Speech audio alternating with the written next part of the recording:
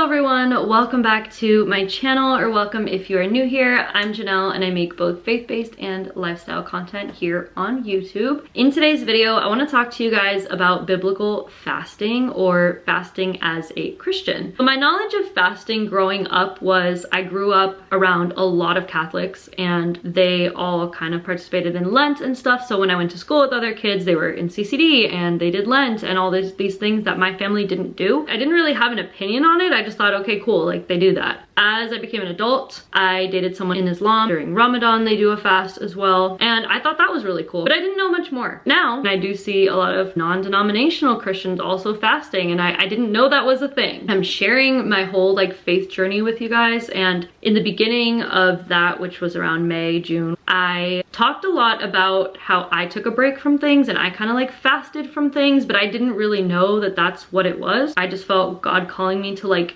release certain bonds that I was like bonded to, such as secular music, going to the gym every single day, that obsession that I had with it, drunkenness. There was just a lot of things that I felt like I needed to hold back from for a bit. And now I realize like that is what transformed all of that. Like that was the time that God showed me the truth about hustle culture, the truth about drunkenness, the truth about secular music and movies and shows and things that we watch and that we see every day that just seem so normal. The things that are released 2023, 2024 are just wow. But I wanted to just do a general video on why Christians fast and what you can fast from, different things to kind of help you determine if that's something you feel like you should do.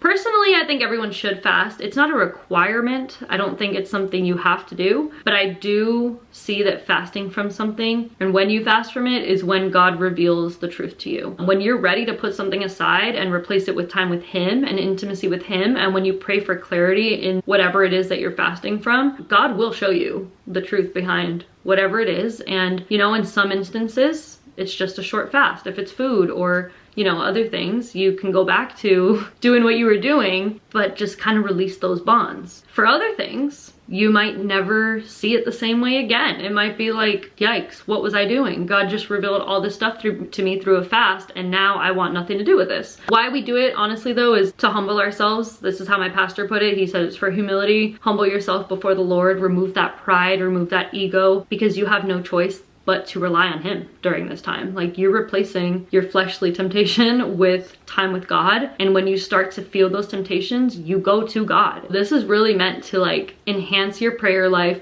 increase your intimacy with God, and get stronger spiritually, because we are spiritual beings. Our flesh is temporary, our spirit is forever lasting. So we want to build up our strength in our spirit. And a fast is one of the best ways to do that. And it's not just fasting alone, but it's fasting and prayer together. How long should you fast for? I mean, there really is no set rule. I'm doing the Daniel fast. It's for 21 days. Why is it 21 days? Because that's what Daniel did in the book of Daniel. But honestly, pray about it. If it's your first fast ever and you only do a week, you only do a week, right? I do see a lot of the times it's 21 days to a month. People say it takes 21 days to break a habit. I mean, I've seen anything from 3 days to a month. So Jesus fasted for 40 days, 40 nights. I mean, do what you feel is best. God really just cares about where your heart is, and He knows where your heart is. You can't fool Him. So at the end of the day, like, if He knows you're doing this for Him and you want to give something up for Him, don't worry about how long you're doing it or how short you're doing it. Just do it. Set a goal, but pray throughout. When you rely on Him, you'll figure it out. So what if you fail? First of all, don't see it as failing. Don't let the enemy feed you that you're a failure, that you can't do this, that forget it, you know? God knows where your heart is. So if you slip up, it's okay. Pray about it. Add an extra day to your fast, or don't, or start over, or don't. Don't look to me and other videos on YouTube to figure out like how you should do this perfectly, but figure out what you want to fast from, take it to God, and if you mess up, just keep that connection with Him and you will be fine. There's no like, oh my God, I messed up my fast. Like what's gonna happen to me? You don't have to worry about that. You're good. How do we know if you need it? If there's an area in your life where you feel bonded to something, then you might need it. If you tell yourself, I can't live without this, then you might need it. Because I feel like I can't live without my morning cup of coffee. So that's kind of been a struggle for me. When I realized that every day I wake up thinking about, am I gonna go get coffee out today? Am I gonna treat myself? Am I gonna make it at home? Do I have enough creamer? What if I run out of creamer? Oh my gosh, the world would end if they stopped making it. Like, that's literally me. Like, that's an issue. So at that point, I'm like, all right, I need to fast. Or if it's something that you just feel like you spend a lot of time doing, if you're a music lover, try fasting from music. If you're a gym addict, try fasting from the gym. Whatever you are really, really into, even if it's something good and positive, because usually it is, you know, maybe not secular music, but music is great. But maybe you need to fast from music as a whole, because I don't know about you, but when I'm in a silent car, I'm typically like thinking, and then I start praying. But if there's music in the car, I don't even think to pray. I'm just singing along or listening to music or whatever it is. If I'm cooking and I have a video on in the background, I'm not praying. If I'm cooking in silence, I'm in my head, then I start to pray. It's not that you're fasting from like a bad thing. You're just replacing time that you spend doing these things with added time with God. That will just change a lot, because, you know, day after day, we like have all these conveniences, we do all these normal things that we don't even think anything of. We don't think anything about them because they're just normal day-to-day things, you know? When you remove something, now you have the extra time to get closer to God, to read his word, to worship, to pray. And so I think everybody needs it, because I think everybody has things that they get wrapped up in, things that could quickly become idols, things that are idols in their lives that they don't realize. So think of that thing that you feel like you need to put a pause on. You don't need to do it now. There's no like set start day and set end date. Just start thinking about these things and God will show you if you need to fast from something.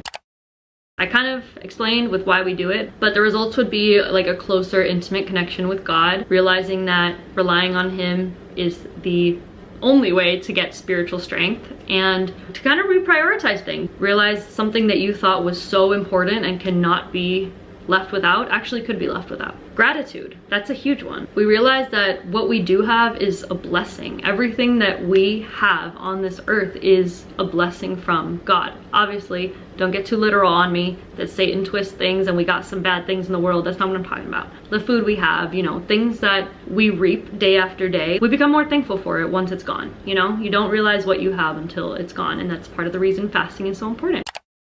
Do I do this in public or in private? I would say in private. Matthew chapter 6, fast in private. Don't act like you're fasting. Don't boast about your fasting. Also, don't walk around like you're dead because you're miserable that you're fasting. If somebody's doing the fast with you, like my church is doing it together, then that's great. I mean, you can talk about like your experiences with others. Community is such a wonderful thing, but I wouldn't be like posting about it and making it more about content, because I almost did that. God quickly showed me. I was getting ready to make a video on how I prepped for my Daniel fast. Here's the meal I'm eating on day 1. Here's the meal I'm eating on day 10. You know, what great content I'm gonna post so consistently. That's when I was like, nope, nope. There's people that can post their meals. I've watched Daniel fast videos and meals and stuff like that, and maybe that's something I can do when I do another fast. But my mind was quickly thinking about the content. Oh, that's gonna be great. That's wrong. Because now when I'm like fighting my flesh, am I gonna pull out the camera or am I gonna pull out my Bible? That's when God quickly checked me and I'm like, all right, this fast is gonna be private. I don't think it's a problem to quickly take a picture of your meal, share with people ideas for a Daniel fast. That's fine. I'm not there. I can't do it right now. My mind quickly goes to myself. What can I get from filming that? That just isn't working for me, but I do recommend doing it privately regardless. Reading Matthew chapter 6, decipher it for yourself, but we should be fasting with God, and that's like the whole purpose of this. It's not supposed to be like this fun, like, oh, let's all do this kind of thing. So my church is doing the fast now and they're doing the morning prayer, but they're not posting every single day about, you know, how our fast is going and what we're doing. Like, they're just acting like everything's normal, because it is, but we're just fasting. It doesn't have to be like the center of what everybody sees for the next few weeks, you know what I mean? I'll definitely post more fasting related videos because it is such an important thing. I'll definitely share more of my experience. I just couldn't do like the day-to-day, let me film my whole fasting experience, because I knew that would take away from the fast. So let me know if you have any questions about fasting or really about anything. I'm happy to chat in the comments with you. Yeah, I'm gonna wrap this up. I'll see you guys in my next video. Take care, bye.